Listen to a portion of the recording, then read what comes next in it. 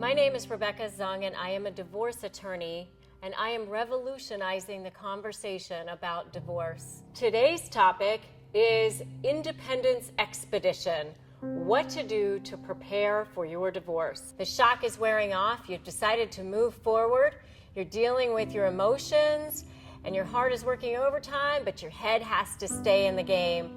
The great paradox in divorce is that while you're overwhelmed with the flood of emotions, dealing with one of the most difficult transitions you'll ever have to experience, you also have to think more clearly than ever, because your choices and actions during this time will impact you for the rest of your life. No problem, right? Imagine you're going on a hike deep in the forests and mountains. You have to make sure that you pack the right provisions and essential equipment in order to survive. The process of divorce will often feel like survival. So it's time to pack your bags. This is a bag of knowledge, your survival kit. The more you are prepared, the easier this journey will be for you.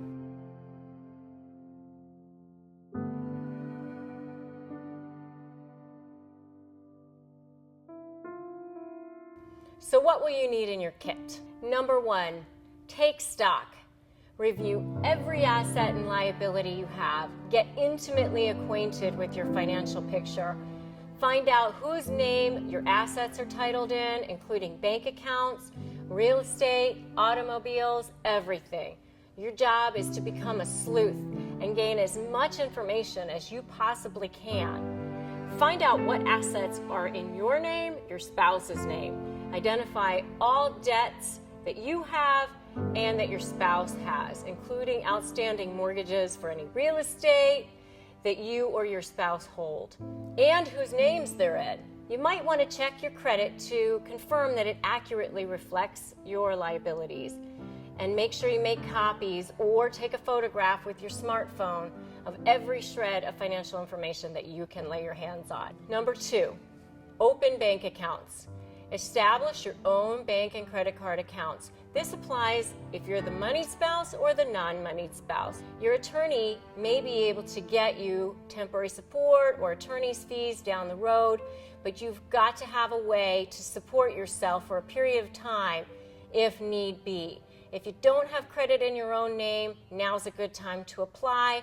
Just apply for a small credit card. That's an easy way to start establishing that. Number three, calculate your living expenses. Whether you want to get alimony or avoid paying it or child support, you still need to determine your true cost of living.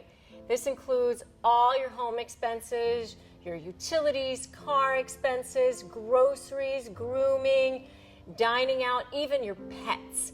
Every dollar you spend will count in a divorce.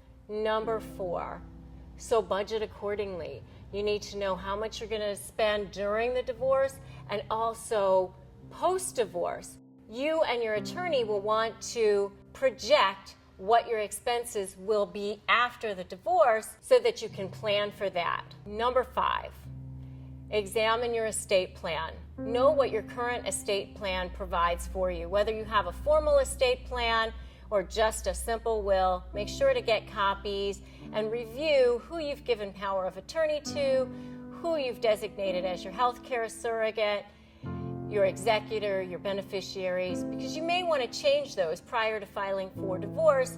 Once a case is filed, some courts issue orders precluding changes during the pending action. Number six, determining your digs.